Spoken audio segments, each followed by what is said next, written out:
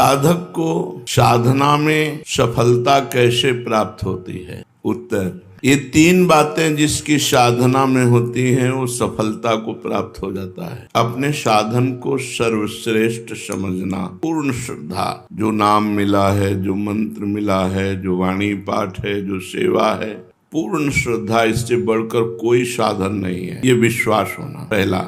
दूसरा, तत्परता, खूब प्रयास रहते कर, अधिक से अधिक नाम जप, अधिक से अधिक वाणी पाठ, अधिक से अधिक सेवा, खूब तत्परता पूर्वक लगन पूर्वक खूब। तीसरा जो है ये खास बात है, संयतेंद्रिय, इसके बिना सब अधूरा हो जाता है।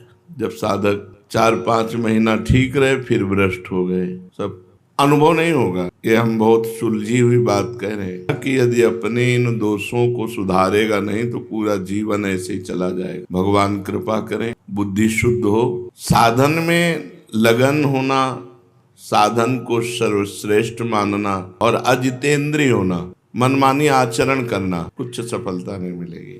बहुत हो तस्मात् शास्त्रम प्रमाणम ते कार्याकार्यो व्यवस्थितो।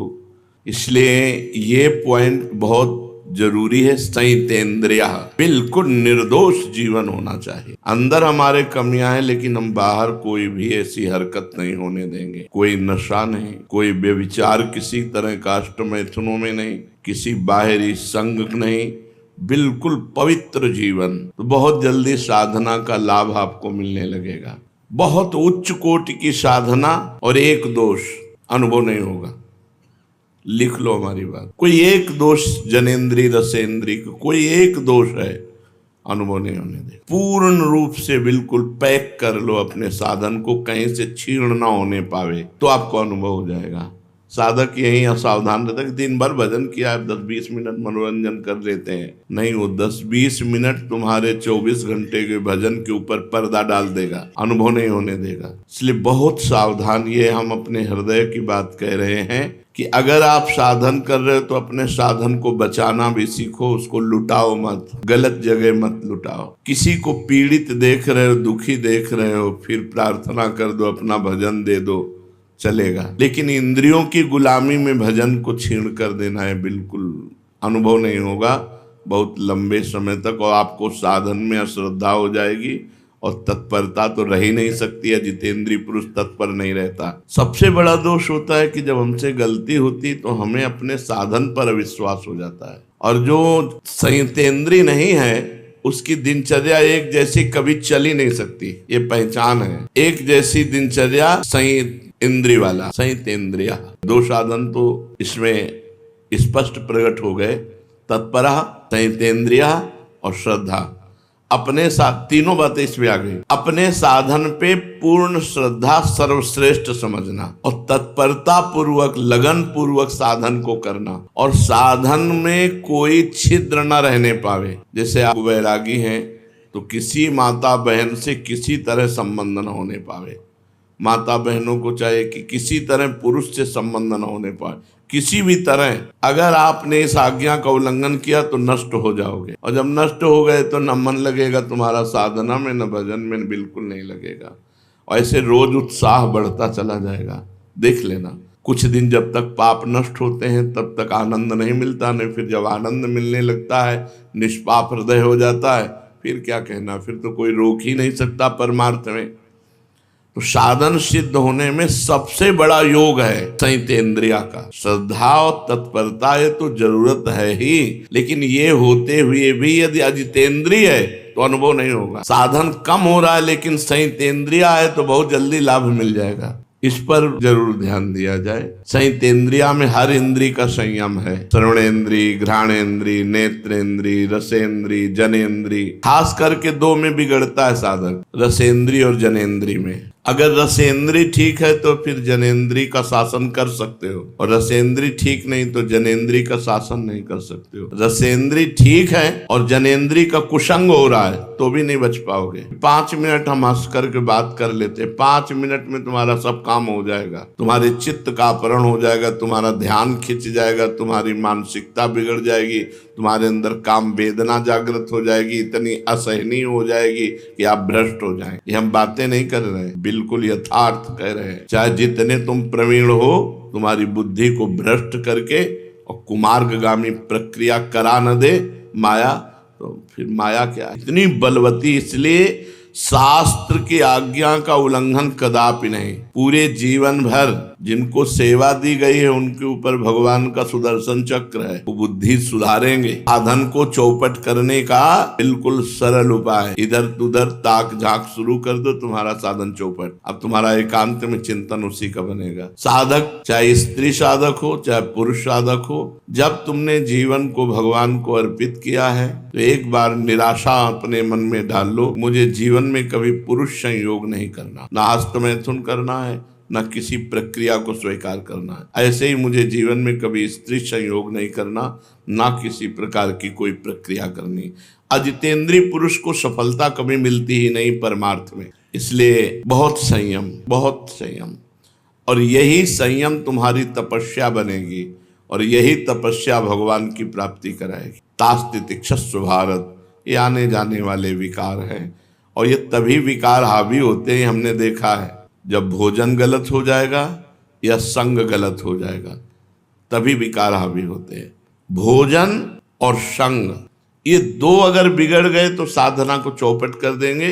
इसीलिए थोड़ा जबान संभाल के खाओ और दिमाग होश रखकर संग करो। ये कोई एक सौभाग्य का विषय नहीं कि स्त्री मिल जाए या पुरुष मिल जाए या खान पान के, मारा घूम रहा है संसार इसी में। तुम सौभाग्यशाली हो जो इसके त्यागी हो, इसका त्याग कर रहे हो, ये तुम्हारा सौभाग्य है। ये सौभाग्य नहीं कि कोई स्त्री मिल जाए या किसी स्त्री को पुरुष मिल जाए भोगने के लिए, नारकी गतियों में भी ये मिलता है। ये तो हर जीव भोग रहा है।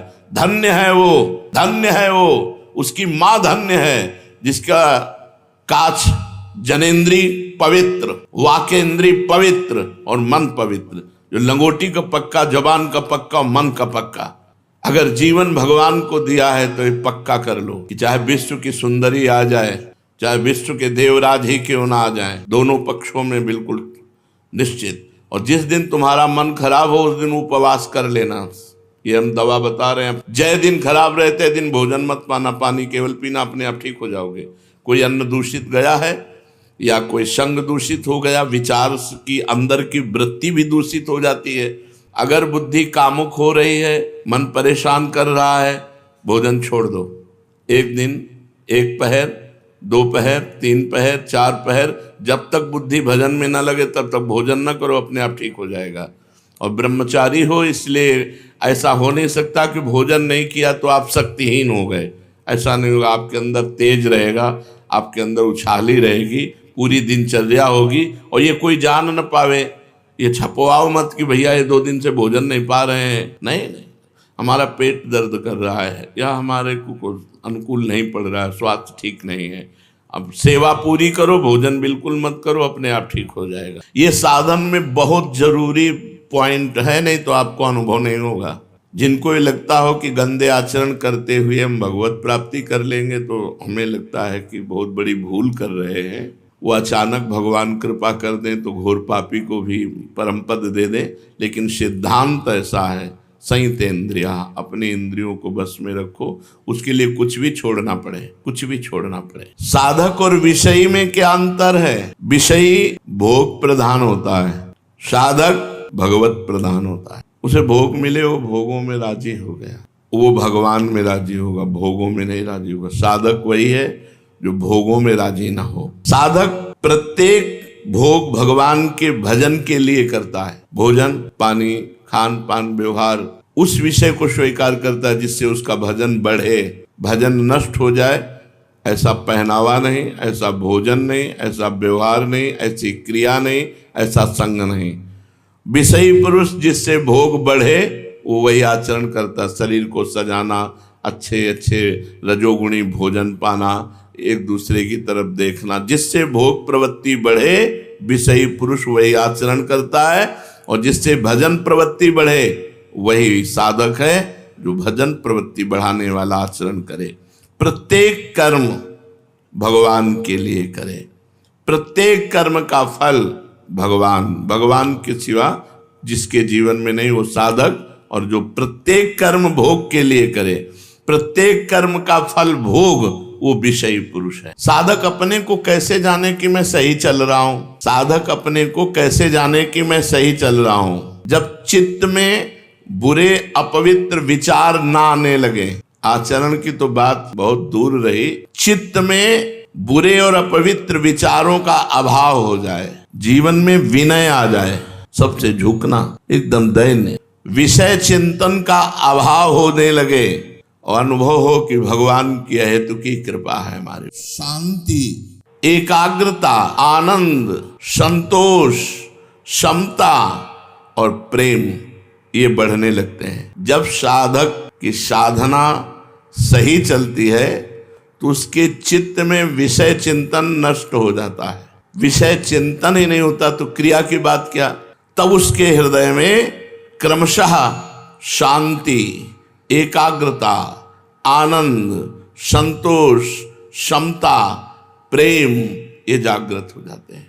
यही साधना की सफलता है। बड़ा डर लगता है अच्छे अच्छे साधकों को भ्रष्ट होते देख करके, अच्छे अच्छे साधकों को भ्रष्ट होते गिरते देख करके बड़ा डर लगता है कि हम कैसे चल पाएंगे जब अच्छे अच्छे साधक गिर जाते हैं। नहीं, डरने की बात नहीं है। जिनको अपनी साधना का अभिमान होता है वही भ्रष्ट होते हैं। जिनको अपनी साधना का अभिमान होता है वही भ्रष्ट होते हैं। साधक परम प्रवीणता पूर्वक जरा भी दोष अपने अंदर जिसको देखे उसको नष्ट कर डाले, दोष पनपने न दे। अपने को वो साधक कभी सुरक्षित न समझे जिसके अंदर ये सब भोग वासना के दोष हैं और वो आनंद से है। जैसे कांटा चुभा हो तो हर समय परेशानी रहेगी कि निकलना चाहिए, ऐसे हर समय जो हमारे अंदर भोग वासनाएं हैं इनको निकाल फेंकने के अंदर प्रयत्न रहना चाहिए। क्या उपाय करूं? भगवान से रोए, प्रार्थना करे, खूब नाम जप करे, तत्परता पूर्वक साधन करे, उपवास करे, जैसे बने भोग वासना को जड़ से उखाड़ फेंके, नहीं तो भ्रष्ट कर देगी, गिरा देगी। अच्छे साधक कहे जाते हैं पर होते नहीं हैं, वो तभी वो भ्रष्ट होते हैं। दूर से दिखावे में अच्छे अच्छे कहे जाते हैं पर अंदर से वो अच्छे होते नहीं हैं। दो कारण, पहला अभिमान के कारण भ्रष्ट होते हैं और दूसरा वो अच्छे कहे जाते हैं, होते दम्भी हैं, पाखंडी होते हैं, तभी वो भ्रष्ट होते हैं। नहीं, अच्छा साधक कभी भ्रष्ट नहीं हो सकता क्योंकि वो कुसंग करेगा ही नहीं, वो कुसंग की वृत्तियों को ही नष्ट कर देगा। जब हर समय भगवान के भजन में लगा है तो कुसंग का अवसर कहां से है? साधक साधना के प्रकाश में अपने दोषों को देखता है, मेरे अंदर ये दोष है, और भगवान से प्रार्थना करके भजन के प्रभाव से उस दोष को जड़ से नष्ट कर देता है। जो दोष होते हुए अपने को सिद्ध मानने लगते हैं, भगवत प्राप्ति हुई नहीं और अंदर सब दोष भरे हैं और चार लोग दंडवत प्रणाम कर लिए, चेला बन गए तो अपने को सिद्ध मानने लगते हैं। ऐसे लोगों की बड़ी बुरी दशा होती है, भ्रष्ट होते हैं, पक्का भ्रष्ट होते हैं ऐसे लोग, क्योंकि साधना में प्रियता नहीं, अपने को सिद्ध मान के पुजवाने लगे और सारे दोष अंदर हैं, अभी दोषों का नाश हुआ नहीं। जहां कुसंग का संयोग हुआ वहां भ्रष्ट हो गए, नष्ट हो गए। ऐसी अवस्था में बुरे संग में वो फंस जाते हैं, दबे हुए दोष उनको अपना गुलाम बना लेते हैं, साधक को साधना पथ से भ्रष्ट कर देते हैं। इसलिए डरो नहीं, अभिमान से डरो और अपने दंभ पाखंड से डरो। जो है नहीं वो दिखावा मत करो, अपने अंदर दोष है तो ग्लानि करो, पश्चाताप करो, भगवान से प्रार्थना करो। साधना पथ की रक्षा किस प्रकार से करें कि हम गिरे ना? अगर श्रद्धा का पाथेय है, भक्ति का कवच है और नाम जब अंग रक्षक है तो डरने की बात नहीं। श्रद्धा का पाथेय है, श्रद्धा ये पूरे रास्ते में चलने का आहार समझो। बिना श्रद्धा के इस मार्ग पे चला नहीं जा सकता।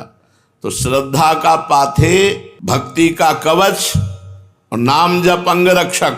नाम पहारू दिवस निशि, रात दिन नाम का पहरा है तो तुम्हारी साधना को कोई बाल बांका भी नहीं कर सकता।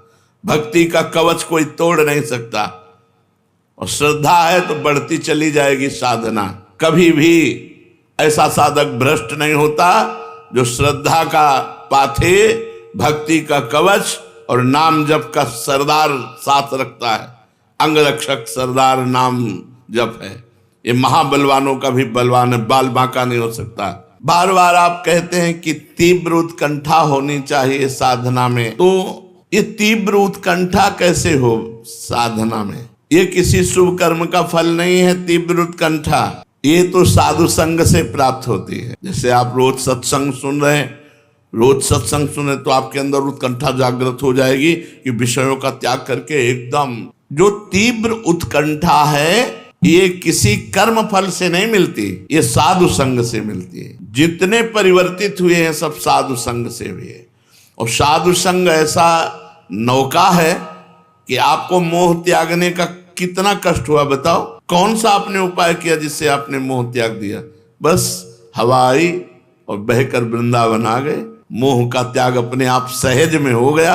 नहीं मोह त्याग। एक सन्यासी जी मिले थे, हमें काशी में मिलते रहते थे घाट में जब जाते, वो विश्वनाथ जी जाया करते थे घाट में, जैसे मिलते तो प्रणाम करते। तो एक दिन बड़े उदास थे। हमने कहा आज आपका चेहरा उदास है, किसी गूढ़ विषय पर चिंतन है क्या?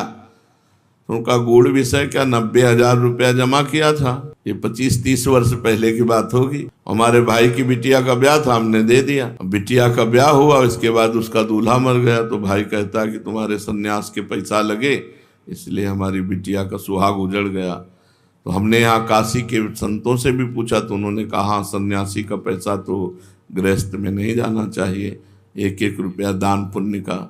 बोले बहुत समस्या हो गई। अब आप समझो वो थे 70 वर्ष के। 70 वर्ष के होने पर भी अपने परिवार की ममता नहीं छोड़ पाए थे। अपने भाई, भतीजा और बिल्कुल जिस मार्ग में चल रहे हो इस मार्ग में सब जगह से समेट कर एकमात्र प्रभु, एकमात्र प्रिया प्रीतम। तो ये साधु संग से स्वभाव, सर्व संग पहो ही माम, समस्त संगों का अपने आप त्याग करवा देगा यदि सत्संग हो रहा है। रोज सत्संग सुनने को मिले तो निश्चित सारे दोषों पर विजय प्राप्त हो जाएगी। श्री भगवान की अपार कृपा उस पर बरसती है जो साधु संग करता है। उस कृपा के प्रभाव को जानकर उसके जीवन में भगवत प्राप्ति की तीव्र उत्कंठा आ जाती है। असली उपाय है भगवान की कृपा से साधु संग हो जाना, जिससे भगवान की महिमा और इस जीवन का परम लक्ष्य कि मेरे जीवन का लक्ष्य क्या है, भगवत प्राप्ति। साधना में क्या मापदंड रखें कि मेरी चाल धीमी चल रही है या मेरी चाल उत्तम चल रही है? सही साधक वही है जो अपनी चाल को धीमी ही समझता है। मेरी चाल उत्तम है, ये उत्तम साधक का लक्षण नहीं है। मैं बहुत अधम हूँ, जैसा भजन होना चाहिए, जैसी साधना होनी चाहिए वैसी मेरे से नहीं हो रही, ये अंदर बना रहना चाहिए। साधक को कभी अपनी साधना में संतोष नहीं होना चाहिए। अच्छा चल रहा है, नहीं अभी अच्छा कहाँ चल रहा है? अभी राधा बोलते आंख में आंसू कहाँ आया? अभी श्री जी कहाँ दिखाई दे रहे हैं? अभी अच्छा कहाँ चल रहा है? साधना में जितना संतोष होगा उतना ही वो आगे बढ़ेगा। जब अपनी चाल धीमी मानेंगे तो आपकी उत्तम साधना होगी। यही मापदंड है। साधना में असंतोष और अपनी चाल धीमी मानना और सबको भजनानंदी मानना। सब महान है, अधम तो हम ही है, भेष रखे हैं और जैसा भजन होना चाहिए वैसा नहीं होता, ऐसा अंदर दुख बना रहना चाहिए। उसकी साधना उत्तम बढ़ेगी। साधना जल्दी सिद्ध हो जाए, अपनी तरफ से क्या उपाय करना चाहिए? भगवान का दृढ़ भरोसा, दृढ़ आश्रय। साधना सिद्ध होने का उपाय, सब दोषों से मुक्त होने का उपाय, भगवान का दृढ़ भरोसा। हम वही मुंह की खाते हैं जहां भगवान की आज्ञा का उल्लंघन करते हैं, शास्त्र आज्ञा का उल्लंघन करते हैं। पक्का समझ लो, गुरुदेव भगवान कहते थे चाहे 24 घंटा भजन कर लो, अगर 1 मिनट भी आज्ञा का उल्लंघन करोगे तो 24 घंटे के भजन का आनंद अनुभव नहीं कर पाओगे। बिल्कुल ठीक रकील पे चले, जो रकील खींच दी गई वैसे लकीर का फकीर। फकीर कौन? जो लकीर का फकीर, जो गुरु ने लकीर खींच दी कि इस पे चलना है, बस इधर नहीं इधर नहीं। राई भर पैर उतार दिए लकीर से तो फकीरी में अंतर आ जाएगा। लकीर का फकीर, जो गुरु ने शास्त्र ने लकीर खींच दी बस उसी पे चलना है। इधर उधर गाड़ी उतारोगे पलट जाएगी। जो जीटी रोड बना है उसी पे चलो। ये जो संप्रदाय है, जो मार्ग है, ये जीटी रोड है, राजमार्ग है, इसमें गिरोगे नहीं। अपनी जान में प्रयास में कमी न रखे, साधना का अभिमान न रखे और भगवान का भरोसा रखे तो जल्दी साधन सिद्ध हो जाता है। साधन में साधक को मेल जोल बढ़ाना ठीक है कि नहीं? ये हमारे दोस्त हैं, हमारे परमार्थिक अगर हैं, भजनानंदी हैं तो कोई दोष नहीं है, और अगर थोड़ी भी संसारिकता उसमें है तो तुम्हें गिरा देगी। इसलिए दोस्त नहीं बनाना चाहिए। जीवन में दोस्त नहीं बनाया आज तक, अभी कोई दोस्त नहीं, आगे भगवान जाने। आज तक कोई दोस्त नहीं तो दुश्मन का सवाल ही नहीं होता।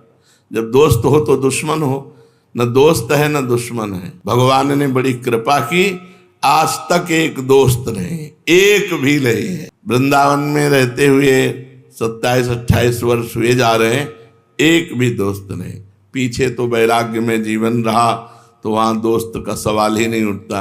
यहाँ भी एक भी दोस्त नहीं। कोई सब संत महंतों की चरण रज माथे पे है, लेकिन अपना किसी से नहीं है कि अमुक आश्रम के अमुक महंत से हमारा प्रेम है। सबसे प्रेम है, सबकी चरण रज वंदना है, लेकिन अपनी दोस्ती किसी से नहीं। परमार्थ में, साधन मार्ग में मेल जोल बिल्कुल ठीक नहीं है।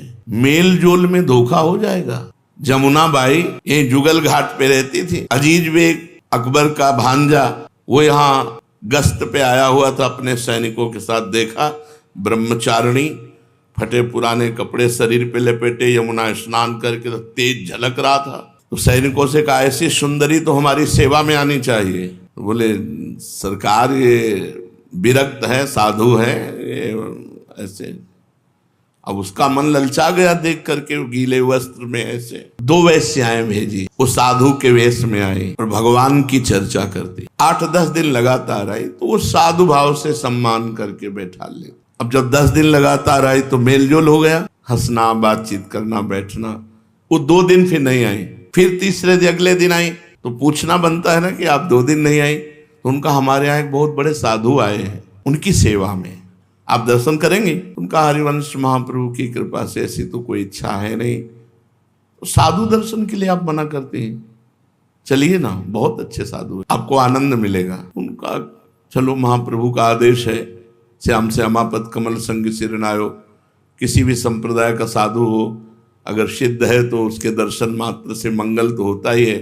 चलो मेल जोल पहुंचा दिया हवेली में। जो देखा हवेली, तो उनका हवेली कहाँ, संत आए तो उनको लगा संत को क्या हवेली और क्या फुटपाथ, मान लो कोई धनी मानी बुला के ले आया होगा। तो जब हवेली में अंदर गए तो बाहर से वैश्याओं ने दरवाजा बंद कर देखा अकबर के भांजे को, वो काम की दृष्टि से व्याकुल। अब समझ गए कि मुझे फंसा दिया गया, नजदीक मत आना। लेकिन वो क्या डरे, शासन सत्ता उसके हाथ में थी। जिसके मामा बादशाह हो, बोले तुम्हारे क्या बाप बादशाह है क्या?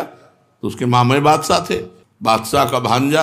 जो ही आगे बढ़ा तो बस आंख मूंद लिया और कहा श्री हरिवंश, श्री हरिवंश, श्री हरिवंश। बबर शेर बीच में प्रकट हो गया, दहाड़ मारी, उनका पैजामा गीला हो गया, बेहोश हो गए। और अंतर ध्यान, ये देखो भागवतिक शक्ति, उनको आना नहीं पड़ा, दरवाजा नहीं खुलवाना पड़ा।